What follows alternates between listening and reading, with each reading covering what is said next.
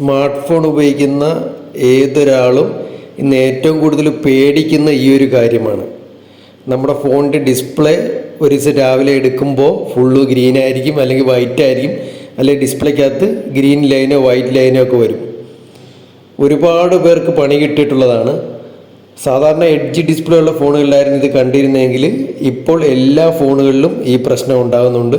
അപ്പം നിങ്ങളുടെ ഫോണിൽ ഇത് വരാതിരിക്കാൻ എത്രയും പെട്ടെന്ന് ഈ ഓപ്ഷൻ ഓഫ് ചെയ്യുക. ഫോൺ സെറ്റിങ്സ് ഓപ്പൺ ചെയ്യുക. ഏറ്റവും മേളിൽ എബോട്ട് എന്ന് പറയുന്ന ഓപ്ഷൻ കാണും. ചില ഫോണുകൾ മുകളിലായിരിക്കും, ചില ഫോണുകളിൽ ഏറ്റവും താഴെയായിരിക്കും. ഈ എബോട്ടിൻ്റെ അകത്ത് സോഫ്റ്റ്വെയർ അപ്ഡേറ്റ് എന്ന് പറയുന്നൊരു ഓപ്ഷൻ ഉണ്ട്. അങ്ങനെ ഇത് കിട്ടിയില്ലെങ്കിൽ നിങ്ങൾ സെറ്റിങ്സിൻ്റെ ഏറ്റവും വലിയൊരു സെർച്ച് ഉണ്ട്, അവിടെ സോഫ്റ്റ്വെയർ അപ്ഡേറ്റ് എന്ന് സെർച്ച് ചെയ്ത് കഴിഞ്ഞാൽ ഈ സെറ്റിങ്സ് നിങ്ങൾക്ക് കാണാൻ കഴിയുന്നതായിരിക്കും. നമ്മളിവിടുന്ന് എബോട്ട് ഫോൺ ഓപ്പൺ ചെയ്ത് കഴിഞ്ഞാൽ ഇങ്ങനെ ആയിരിക്കും വരുന്നത്. മുകളിൽ ഇവിടെ ഒരു 3 ഡോട്ട് കാണാൻ കഴിയും. അവിടെ നമ്മളൊന്ന് ടച്ച് ചെയ്ത് കഴിഞ്ഞാൽ ഇവിടെ ഒരു സെറ്റിങ്സ് നിങ്ങൾക്ക് കാണാൻ കഴിയും. ഉണ്ടോ, ഇവിടെ ഒരു സെറ്റിങ്സ് ഉണ്ട്. അതൊന്ന് ഓപ്പൺ ചെയ്ത് കഴിഞ്ഞാൽ ഇവിടെ കുറേ ഓപ്ഷൻ ഓട്ടോമാറ്റിക്കായിട്ട് ഓണായിട്ടിരിക്കുന്ന കാണാം. ഇവിടെ കണ്ടോ, താഴെ കണ്ടോ അപ്ഡേറ്റ് ഓട്ടോമാറ്റിക്കലി. ഇതാണ് ഏറ്റവും പ്രശ്നം. ഇത് ഓഫ് ചെയ്യുക. അതേപോലെ ഡൗൺലോഡ് ഓട്ടോമാറ്റിക്കലി അത് ഓഫ് ചെയ്യുക.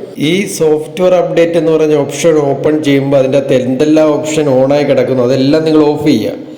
അത് ഓഫ് ചെയ്തില്ലെങ്കിൽ ഏതെങ്കിലും ഒരു സോഫ്റ്റ്വെയർ അപ്ഡേറ്റ് നമ്മുടെ ഫോണിൽ വന്നു കഴിഞ്ഞാൽ അതെന്തെങ്കിലും ഡിസ്പ്ലേക്ക് ഇഷ്യൂ വരുന്ന സാധനമായിരുന്നു കഴിഞ്ഞാൽ നമ്മൾ ഓട്ടോമാറ്റിക്കായിട്ട് അല്ലെങ്കിൽ മാനുവലായിട്ട് അപ്ഡേറ്റ് ചെയ്യാതെ തന്നെ നമ്മുടെ ഫോൺ അപ്ഡേറ്റ് ആവും. നമ്മുടെ ഫോണിൻ്റെ അകത്ത് വൈഫൈയോ മൊബൈൽ ഡേറ്റയൊക്കെ ഓൺ ആയിരുന്നു കഴിഞ്ഞാൽ നമ്മൾ ചെയ്യാതെ തന്നെ ഫോണിൻ്റെ സോഫ്റ്റ്വെയർ ഓട്ടോമാറ്റിക്കായിട്ട് അപ്ഡേറ്റ് ആവും. അത് ചിലപ്പോൾ ഡിസ്പ്ലേ ലൈൻ വരുന്നതാണെങ്കിൽ നമ്മൾ രാവിലെ ഫോൺ എടുക്കുമ്പോൾ ഡിസ്പ്ലേക്കകത്ത് ലൈൻ വന്നിരിക്കും, നമ്മളറിയില്ല. അപ്പോൾ അതുകൊണ്ട് ഇതെല്ലാം ഓഫ് ചെയ്യുക. ഇനി രണ്ടാമത് ചെയ്യേണ്ടത് ഫോണിൻ്റെ അകത്ത് പ്ലേ സ്റ്റോർ ഓപ്പൺ ചെയ്യുക. ഓപ്പൺ ചെയ്തിട്ട് മുകളിലായിട്ട് നമ്മുടെ അക്കൗണ്ട് ഡീറ്റെയിൽസ് നമുക്ക് കാണാൻ കഴിയും.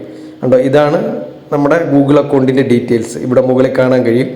അവിടെ നിന്ന് ക്ലിക്ക് ചെയ്ത് കഴിഞ്ഞാൽ ഇവിടെ ആയിട്ടൊരു സെറ്റിങ്സ് ഉണ്ട്, അത് നിങ്ങളൊന്ന് ഓപ്പൺ ചെയ്യുക.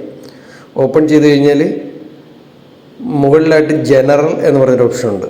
ഇവിടെയും നമുക്ക് കുറച്ച് സെറ്റിങ്സുകൾ ഓഫ് ചെയ്ത് വയ്ക്കാനുണ്ട്. ആ ജനറൽ നിങ്ങളൊന്ന് ക്ലിക്ക് ചെയ്യുക.